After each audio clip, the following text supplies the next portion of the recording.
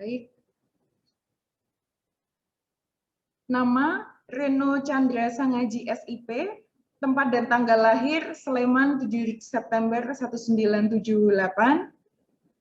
pendidikan formal SD Negeri Condong Catur, SMP Negeri 12 Yogyakarta, SMA Negeri 9 Yogyakarta, S1 Ilmu Politik UMY. Pengalaman pekerjaan yaitu tahun 2004-2015 Kepala Bagian Kemasyarakatan Pemerintah Desa Condong Catur, tahun 2015 dan 2021 Kepala Desa Condong Catur.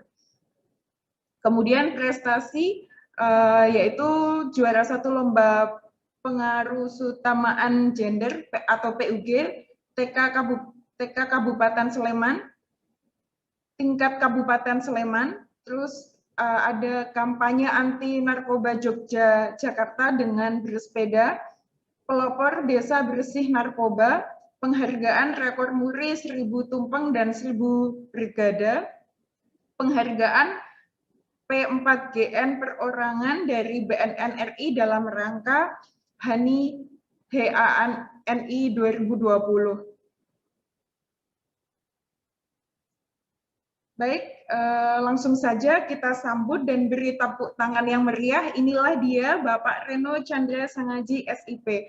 Sebelumnya Bapak mau dibantu untuk share screen atau bagaimana? Dibantu untuk share screen. Oh baik, baik, okay, siap. Ditunggu nih Pak. Semuanya, Assalamualaikum warahmatullahi wabarakatuh. Yang kami hormati Ibu Rektor, Ibu Cipta Sari Prabawanti, SPSI MSI PEG, kemudian Bapak Dekan Fakultas Ekonomi UCY, Pak Anang, kemudian dan seluruh pemateri, Pak Leo, ya, kemudian Bu Citra, dan MC dan moderator yang kami hormati, dan seluruh peserta webinar pada pagi hari ini yang kami hormati dan insya Allah dimuliakan Allah Subhanahu wa Ta'ala. Pertama-tama mari kita bersyukur kepada Allah Subhanahu wa Ta'ala Tuhan Yang Maha Kuasa karena perkenannya pada pagi hari ini kita bisa bertemu dalam suasana yang sehat walafiat, tentunya bersama kita semuanya untuk menggali berkaitan dengan dana desa untuk penanggulangan COVID. Sebelumnya di slide ini mungkin sudah bisa ditayangkan nanti, Pak. Sebentar nggih Pak, nggih ada kendala sedikit. Sebentar. Baik, saya untuk waktu jeda ini mungkin saya bisa ngomong sebentar ya. Bapak Ibu yang kami hormati, pandemi COVID ini kan dimulai di bulan Maret tahun 2020. Kemudian pandemi COVID ini tentu saja di tempat kami di Kelurahan Condong Catur ini merasakan bagaimana ini sangat berpengaruh sekali dengan kondisi detak jantung yang ada di masyarakat kami. Sebagai contoh, ketika awal pandemi COVID ini masyarakat mempunyai cara tersendiri. Mereka beramai-ramai menutup gang, menutup jalan. Jadi semua ekonomi yang ada di Kelurahan Condong Catur itu berhenti. Karena apa? Karena yang pertama, dari akses jalan yang menuju ke kampung-kampung tidak bisa dimasukin. Ya, karena saking ketakutannya. Kemudian dalam waktu hampir 1 minggu ini, masyarakat juga bingung tidak bisa beraktivitas. Karena dari masing-masing RT, kampung ini mempunyai kebijakan-kebijakan masing-masing. Kemudian dengan adanya kepanikan yang belum ada solusinya waktu itu, terlebih lagi dari masyarakat tempat kami, ini kan ada penduduk asli dan pendatang yang notabene anak kos. Di sini, di tempat kami ini waktu itu tidak bisa bergerak, mau keluar juga tidak boleh, mau beraktivitas juga tidak boleh. Nah ini ya yang menjadi permasalahan, sehingga di masyarakat kami yang terbiasa dengan jasa antar Gojek, kemudian juga cuci laundry dan lain sebagainya tidak bisa jalan, karena tadi ada lockdown tadi. Kemudian yang selanjutnya bahwa masyarakat Condong Catur ini saat ini memang beda dengan 1 tahun yang sebelumnya. Waktu awal-awal itu memang kita sebagai pemerintah ini memang belum ada guidance ya bagaimana mengatasinya dalam jangka yang sangat pendek ini. Kemudian aturan-aturan yang dari pusat sampai ke daerah ini, sampai ke desa ini juga belum belum ada guidance-nya.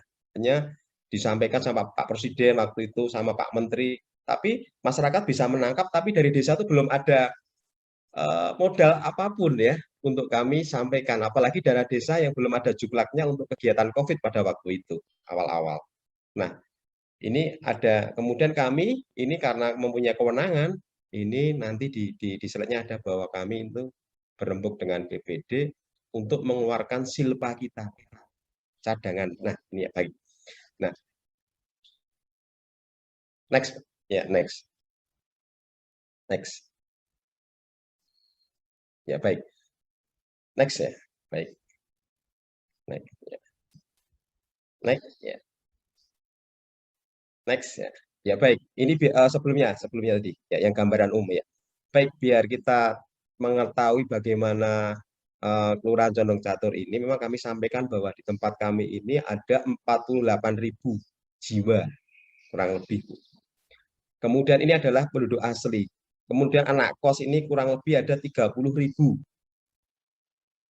anak kos. Kemudian masih dengan penduduk lainnya yang berusaha di sini seperti dari angkringan, dari burjo, dari pedagang pecel lele. Ini KTP-nya belum ada yang Condong Catur, namun demikian sangat banyak sekali di sini. Nah, di tempat kami kurang lebih kami perkirakan ada 100.000 jiwa ada di desa Condong Catur. Nah, ini jadi ini yang perlu perlu dipahami. Nah, kemudian dari jumlah banyak itu memang karakteristik kita itu kalau disebut desa ini sepertinya tidak pas karena kita sangat dari warga kami itu paling banyak memang jasa, sektornya jasa. Hampir tidak ada lahan pertanian di Condong Catur. Sehingga ini semuanya bergantung pada kegiatan jasa yang adalah rantai kehidupan yang ada di Kelurahan Condong Catur adalah anak kos di sini, kemudian mereka berusaha sebagai pemondokan, kemudian untuk makan ataupun mereka juga berdagang untuk pemenuhan kebutuhan anak kos, laundry, dan lain sebagainya. Sehingga ini perputarannya. Nah, ketika pemerintah ini menyatakan bahwa kampus-kampus ini harus stop, inilah jadi awal sebetulnya petaka bagi Kelurahan Condong Catur. Kenapa? Karena ini adalah rantai untuk ekonominya di sini berhenti ataupun melambat. Karena sebagian besar mayoritas di sini adalah penduduknya mengandalkan dari anak kos. Ibu sebetulnya yang dipermasalahan di sini. Nah, ketika itu terjadi, maka kos-kosan sepi, mahasiswa pada pulang kampung semuanya, kemudian di sini terjadi bahwa usaha-usaha yang berkaitan dengan mahasiswa off. Ini yang jadi awal masyarakat Condong Catur ini kehilangan sumber-sumber dari pendapatannya ini. Nah, setelah tadi kami sampaikan bahwa sangat sekali penduduk kami bergantung dari mahasiswa, tentunya sangat kerasa. Sehingga sampai saat ini kampus-kampus belum diperkenankan untuk tatap muka. Kami lanjutkan. Kemudian next. Next ya, oke. Nah, jadi kami berkirim surat kepada Bapak Bupati pada waktu itu untuk bisa kami mengeluarkan sisa cadangan kita sebelum adanya BLT. Karena menurut kami ini sudah terjadi keresahan sosial. Keresahan sosial itu yang kami maksud bahwa masyarakat kami ini tidak bisa untuk yang bawah sampai menengah ini memang sangat sekali dibutuhkan untuk makan sembako, kemudian juga keperluan-keperluan lainnya. Ini sangat waktu itu memang sangat mendesak. Kemudian kami berembuk untuk bisa waktu itu kami mengeluarkan cadangan uang kita, Bu. Namanya silpa itu kita mengeluarkan, waktu itu kita minta sama BPD untuk bisa mengeluarkan 1 miliar di luar dana desa. Ini saya sampaikan dulu, karena nanti ini adalah mendasari yang lainnya. Nah, kami keluarkan 1 miliar karena kami diperbolehkan oleh Pak Sekda ya, dengan surat edaran tanggal 6 April ini kami diperbolehkan untuk mengeluarkan cadangan uang kami untuk kegiatan penanganan COVID. Nah, ini kami belikan untuk disinfektan, kemudian juga untuk obat-obatan bagi masyarakat waktu itu. Kemudian juga kita dari Silpa-Silpa ini sembako yang paling banyak, hampir 600 juta. Ini sembako ini kami sampaikan kepada masyarakat langsung, sehingga mereka untuk dalam waktu 15 hari ke depan, 14 hari ke depan itu mereka masih siap dengan kondisi sembako yang kami berikan. Kemudian juga menghimpun di masing-masing kampung. Ini adalah pematik utama awal pemerintah desa langsung ke masyarakat sebelum ada dana dari desa. Ini karena sifat kemendesakan. Nah, kemudian dengan adanya perhatian langsung desa kepada masyarakat inilah ini yang membuat masyarakat kami kondusif. Artinya yang namanya kondisi kejahatan ini juga tidak menurun ya, karena kita sudah bisa support masyarakat. Kemudian juga kita juga bisa istilahnya membawa masyarakat untuk tenang. Kita sering turun ke RT RW untuk bahwa ini adalah virus yang kita harus waspada, tapi kita harus tenang. Tenang artinya kita tidak boleh melakukan kegiatan yang nantinya akan tidak positif. Artinya dari masyarakat nanti ada yang melakukan kejahatan dan sebagainya karena anak kos pada pergi dan sebagainya, ada hal-hal yang mungkin nantinya tidak produktif. Maka kami sarankan bahwa ini kita tenang dulu sambil menunggu kebijakan dari pemerintah kabupaten yang nantinya ada rujukannya dari pemerintah pusat. Inilah yang sementara kita jalankan sebelum ada dana desa. Bapak Ibu yang kami hormati, dengan adanya awal pemerintah desa ini mengucurkan Silpa ini kondusif, masyarakat bisa kita jaga. Tokoh masyarakat bisa kita ajak diskusi, kemudian kami mendapatkan kepercayaan dari tokoh masyarakat sehingga memudahkan kami ini untuk mengatur dari Bapak Ketua RT RW dalam rangka menangani masalah di masing-masing RT dan RW. Ini kunci utama bahwa kondisi itu harus kita jaga dulu sehingga mereka mempunyai kepastian, tenang, kemudian sambil kita meminta rujukan dari pemerintah kabupaten bagaimana pelaksanaan setelah dari dana Silpa ini nanti kita habis apa. Nah, ini betul dari prediksi kami setelah Silpa ini kami keluarkan, tak lama kemudian banyak dari kabupaten ini atas instruksi dari pemerintah pusat ini segera membuat keputusan-keputusan yang memang berdasar berkaitan dengan dana desa. Refocusing dana desa salah satunya adalah untuk BLT ini tahun 2020 dana desa ini kita ini bisa diperbolehkan ya untuk membantu masyarakat. Selama 9 bulan ini ada 170 juta ini dari dana desa yang kita terima 1 miliar. Ini kita gunakan 170 juta. Awal sekali kita menggunakan dana desa sesuai dengan peraturan, sehingga kita tidak takut, sehingga kita berani untuk mengambil kebijakan, karena sudah ada aturannya. Bagi kami sebagai lurah ataupun kepala desa, memang dengan adanya dana desa dari pemerintah pusat itu, kita harus menunggu aturan yang jelas, sehingga besarannya, kemudian kapan disampaikan, kemudian kriterianya itu memang harus jelas. Beda dengan Silpa yang kita punya, karena ini adalah dari PAD, pendapatan desa, maka ini cukup dengan kebijakan kepala desa ini kita bisa mengatasi semuanya. Ini ada perbedaan bagaimana cara mendistribusikan keuangan tadi. Bapak Ibu yang kami hormati, kami di sini sangat berhati-hati sekali dalam rangka untuk membantu warga kita dengan dana desa. Kenapa? Karena aturannya sangat jelas sekali bahwa dana desa ini salah satunya adalah untuk BLT, bantuan langsung tunai, dengan kriteria yang banyak ya waktu itu. Sehingga kami menseleksi warga kami ini yang betul-betul pantas ya melalui Pak RT Pak RW yang nanti akan mendapatkan bantuan dana desa. Nah, setelah itu kita sampaikan dalam setiap per 3 bulan kita sampaikan, ini menjadi salah satu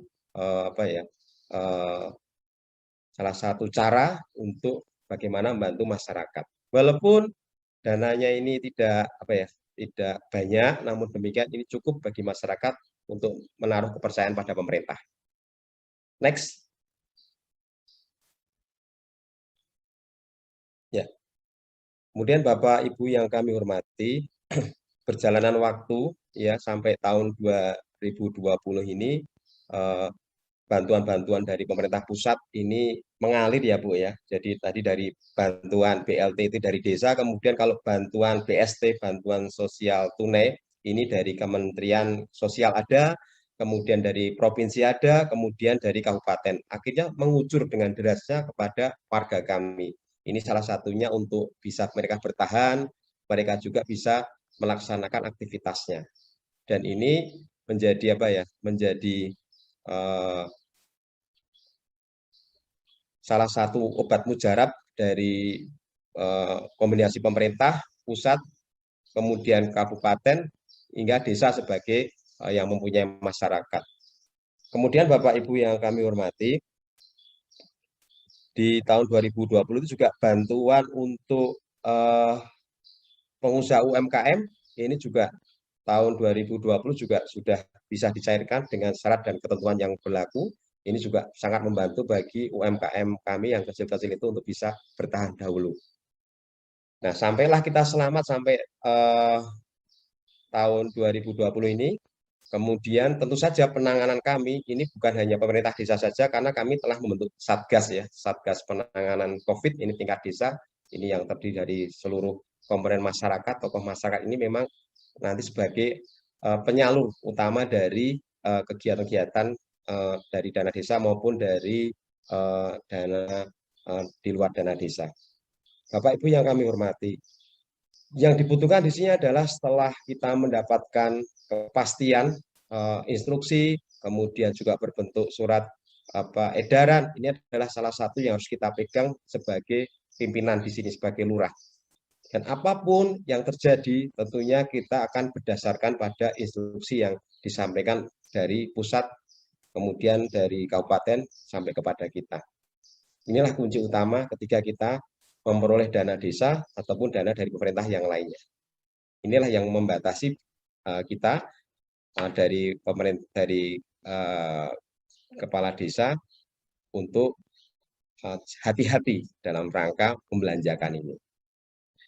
Bapak Ibu yang kami hormati, kemudian masuklah di tahun 2021, ini lebih jelas lagi dari pemerintah karena sudah mungkin mengevaluasi kegiatan tahun 2020, maka di tempat kami ini dana desa ini ada hal yang bisa kita keluarkan lagi di luar BLT. Kalau BLT tadi itu sifatnya untuk perorangan, disampaikan ini ada PPKM Mikro.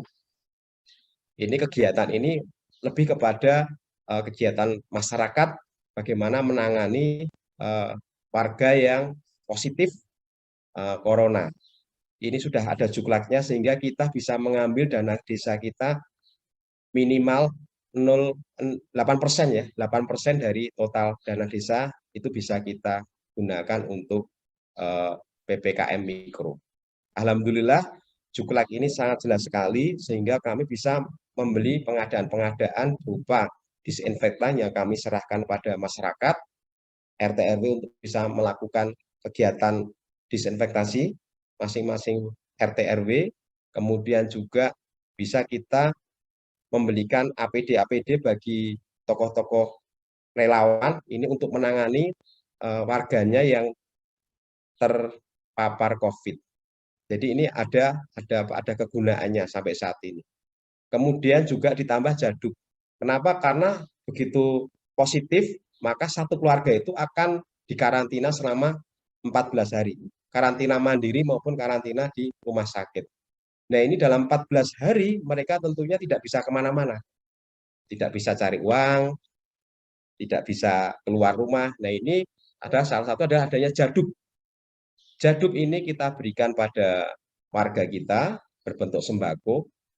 Nah, ini langsung kita serahkan ketika ada pemberitaan dari Dinas Sosial melalui Dinas Kesehatan melalui Puskesmas, ini kita bisa memberikan jaduk kepada warga kita yang terpapar COVID.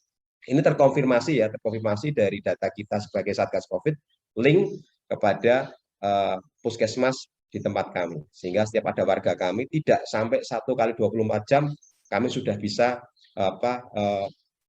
memberikan penanganan terhadap warga kami. Di Condong Catur ini ketika hari ini kita mendapatkan kabar warga kami ada yang positif, maka hari ini pula ataupun besok kita sudah bisa memberikan jaduk dan penanganan untuk karantina berupa kita untuk disinfektan sekitar, kemudian juga penanganan-penanganan lainnya bersama masyarakat atau kampung. Bapak, Ibu yang kami hormati, bahwa di Condong Catur ini memang penanganan ini tidak bisa kita jalan pemerintah sendirian. Perlu adanya backup dari beberapa pemangku kepentingan di sini, terutama bisnis, terutama juga dari tokoh-tokoh masyarakat juga pengusaha. Kenapa? Karena di sini kita juga disupport dari beberapa pengusaha di sini yang intinya ingin juga bersama-sama membantu pemerintah kelurahan. Ada beberapa pengusaha yang membantu kami dalam bentuk sembako untuk kegiatan dapur umum, untuk membantu masyarakat yang mungkin sampai saat ini masih membutuhkan sembako. Ini sampai saat ini masih ada dan kami biasanya dibantu untuk menyalurkan pada warga kami. Ini banyak sekali sehingga ini juga memperingan pemerintah. Jadi intinya bahwa bermodalkan dana desa saja tidak cukup ya Pak ya, tidak cukup bagi Condong Catur untuk melaksanakan kegiatan untuk penanganan COVID. Ini dibutuhkan dana pendamping lainnya, kemudian juga dibutuhkan juga peran dari masyarakat. Jadi Pak Lurah di sini tidak akan tidak akan bisa menyelesaikan tugasnya ya tanpa bisa atau tanpa bantuan dari pengusaha, kemudian dari para donatur dan lain sebagainya untuk bersama-sama menangani masyarakat. Kenapa Pak? Jadi kita punya warga yang puluhan ribu ini tidak mungkin ya hanya dana 1 miliar ini selesai. Nah, ini perlu juga pendamping-pendamping yang lainnya. Bapak, Ibu yang kami hormati, sampai saat ini kami proses ongoing, terus saja kita jalan running untuk dari dana desa kita. Dari ini kita baru mendapatkan untuk tahap pertama, nanti akan ada tahap kedua, sehingga kami ini tetap mengacu pada instruksi Bupati Sleman, bagaimana dana ini kami belanjakan. Next, Pak. Next. Wah, ini kurang anu ya ini ya. Ini adalah perincian, Pak. Ini perincian pembelanjaan kami ya, perincian untuk apa saja yang kita keluarkan. Ini berkaitan dengan tadi dana desa untuk PPKM Mikro. Ini ada perinciannya. Sehingga kami setelah ada perincian ini kami sesuai perincian ini kami belanjakan. Kami di sini jujur saja Pak, kami meminta pendampingan juga dari pendamping desa supaya Pak Kepala Desa ini betul-betul bisa sesuai dengan arahan yang ada. Kemudian kami juga koordinasi dengan Satgas COVID Kecamatan bagaimana efektivitas dana desa ini nanti mereka juga bisa memberikan usulan-usulan, memberikan khususnya dari kami agar kami tidak salah. Pak Camat juga kami mintakan petunjuk agar kami ini sebagai kepala desa nantinya apabila sudah selesai pelaporannya kami sesuai dengan apa yang kami sampaikan di APBDes kelurahan ini. Jadi kami di sini sudah paham bahwa apabila walaupun kita ini mendesak, tapi kalau itu di luar rule yang ada tentunya kami nanti yang akan mendapatkan sanksi. Kamilah nanti yang paling bawah ini yang mendapatkan istilahnya teguran. Itu lebih baik atau mungkin di yang lainnya yang lebih parah lagi. Namun demikian saya yakin dan percaya bahwa ketika seorang kepala desa ini mempunyai kebijakan, tentunya harus melihat beberapa faktor supaya kita selamat. Yang pertama adalah bahwa kebijakan kewenangan kepala desa ini memang harus bersama-sama dengan BPD, sehingga mereka yang akan memberikan kesepakatan atau persetujuan untuk mengeluarkan dana. Jadi kita nanti tidak serta-merta pemerintah sebagai pemimpin kita hanya langsung keluarkan uang itu, tidak, kita perlu ada yang namanya taren ataupun berembuk. Kemudian juga yang kedua, kita tidak boleh keluar dari aturan instruksi dari menteri sampai ke instruksi dari Pak Bupati. Jadi kita tidak perlu mengada-ngada pengeluaran dari dana desa yang tentunya itu di luar yang diperbolehkan. Nah, ini akan menjadikan kita selamat. Yang terakhir adalah kita perlu belajar dan terus belajar, karena ini adalah hal yang baru. Kita tidak boleh bahwa kita ini sebagai lurah ataupun kepala desa, kita santai-santai aja. Nanti kan ada yang ngasih tahu, nanti kasihan masyarakatnya kalau seperti itu. Kita harus belajar, kita harus aktif bagaimana pengelolaan ini biar kita lebih cepat merespon kebutuhan masyarakat, apa yang terjadi di masyarakat. Tidak boleh kita santai-santai, wah nanti kan pasti ada juklaknya, pasti nanti Pak Camat memberikan apa istilahnya petunjuk. Tidak, kita harus lebih tanya, lebih proaktif supaya masyarakat kita tuh yang tanya pada kita, karena kita yang menghadapi langsung masyarakat. Nah, inilah yang kuncinya supaya kita dalam hal pelaksanaan dana desa itu bisa sesuai dengan aturan, sesuai juga dengan arahan, kemudian juga bisa dengan masyarakat ini sesuai tepat sasaran. Inilah yang nanti tujuan utama. Kemudian yang terakhir, Bapak Ibu yang kami hormati, kami di sini berharap juga bahwa COVID ini adalah pembelajaran bagi kita semua, bahwa koordinasi dari desa ini memang harus diperhatikan. Apa saja keluhan-keluhan dalam hal pengambilan keputusan ini memang harus diperhatikan. Jangan sampai ini kita paling bawah, pemerintah paling bawah ini nanti menjadi bola-bola liar yang nantinya akan merugikan dari seorang lurah tadi yang harus mempertahankan hal yang sangat berat ini. Ini kuncinya itu. Jadi kita di sini ingin juga bahwa kasus di Condong Catur ini menjadikan perhatian bagi atasan kita, supaya nanti kegiatan kebijakan ini betul-betul bisa bermanfaat bagi masyarakat. Jadi program-program nantinya yang diinstruksikan itu sesuai dengan kebutuhan yang ada di masyarakat desa-desa yang ada di Sleman ataupun di Jogja ini. Tentunya desa yang satu dan lainnya memang mungkin ada bedanya. Bapak Ibu yang kami hormati, sedikit dari saya tadi, mungkin masih ada next-nya Pak, next masih ada lagi. Baik, ini kami laporkan juga bahwa saat ini kita ada 760 Pak ya, 760 yang terpapar COVID sampai saat ini, atau sudah 845 ini jumlah total yang positif. Kemudian yang meninggal 17. Terus yang total positif selama 1 tahun ini ada 3.251. Ini ya kalau tingkat desa ini sudah lumayan banyak sekali. Sampai pagi hari ini kami menerima kabar dari Pak Kepala Puskesmas sudah menginjak 900. Ya. Ini setiap akhir pekan ini memang ada peningkatan untuk orang yang positif. Kami baru mencari sebabnya kenapa setiap ada akhir pekan ataupun libur yang agak panjang itu berkaitan dengan penambahan jumlah yang positif. Tentunya mungkin karena ada mobilitas masyarakat kita. Nah ini. Jadi kita setiap minggu kita ada updatean berkaitan dengan jumlah warga kami yang terpapar COVID. Next. Mohon maaf Pak Reno, mengingatkan waktunya tinggal 5 menit lagi nggih Pak? Iya, siap. Ya. Okay. Baik, ini yang kita lakukan di kantor ya. Ini juga sama seperti di kantor-kantor yang lainnya, kami sediakan. Next.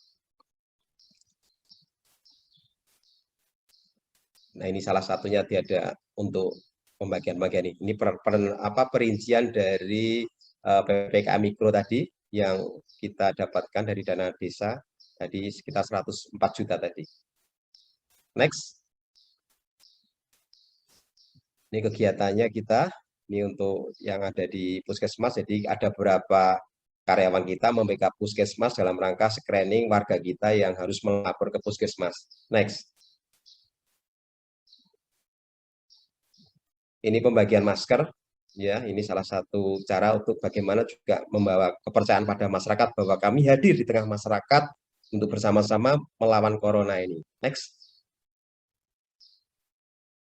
Kemudian ini pemberian disinfektan untuk Pak RT. Pak RT ini kita berikan 1 bulan satu ini kita bantu 1 jigen ini 1 bulan. Jadi selama 12 bulan ada 12 jigen ini untuk kegiatan masyarakat agar ada kegiatan di masing-masing RT. Next. Kemudian ini bantuan untuk jaduk ya. Ini sembako ya, ini sembako ini bantuan sembako pada warga kita. Ini kurang lebih ada 1000 sekian sembako yang kita bagikan. Next. Kemudian ada penanganan khusus bagi lansia, karena lansia ini memang tidak bisa, kita perlu ada penanganan khusus untuk lansia-lansia ini yang mungkin kurang kurang mendapatkan perhatian ya, karena biasanya lansia ini secara kemampuan ini kemampuan secara fisik dan sebagainya ini memang berbeda. Next. Kemudian ini adalah dapur umum dan waktu itu sangat efektif sekali. Kenapa? Karena sebagian besar untuk balita dan lansia itu dari bantuan pemerintah itu kebanyakan berbentuk mie ya, mie instan. Nah ini kan kita dibantu dari pasar desa, beberapa sayuran dan makanan ini kita masak bersama-sama dari beberapa relawan dan dari beberapa aparat TNI Polri di sini membantu. Next, next ya, next lagi Pak. Nah ini pengambilan dana BLT ya, next. Kemudian ini begitu ada rumahnya yang kena positif, ini yang kita lakukan. Kita amankan sterilisasi di sekitar lingkungan. Next. Ini lockdown ini kita cek sama Pak Camat ya, ini kita masuk ke masyarakat untuk bagaimana memberikan penanganan pada masyarakat berkaitan dengan kebijakan lockdown yang ada di kampung-kampung. Next. Alhamdulillah seluruh Pamong ini 95% sudah divaksin, yang belum karena memang mereka dahulu terpapar COVID sehingga menunggu waktu selama 3 bulan kurang lebih untuk bisa divaksin. Next. Nah, terima kasih Bapak Ibu sekalian. Tentunya kita semua bersama-sama nantinya berdoa, berusaha bahwa mungkin COVID ini akan segera berlalu dan kita aktivitas lagi seperti sedia kala. Demikian dari kami, dan ada yang kurang berkenan kami mohon maaf sekali lagi, dan terima kasih atas kesempatannya. Kami akhiri. Wassalamualaikum warahmatullahi wabarakatuh. Warahmatullahi wabarakatuh.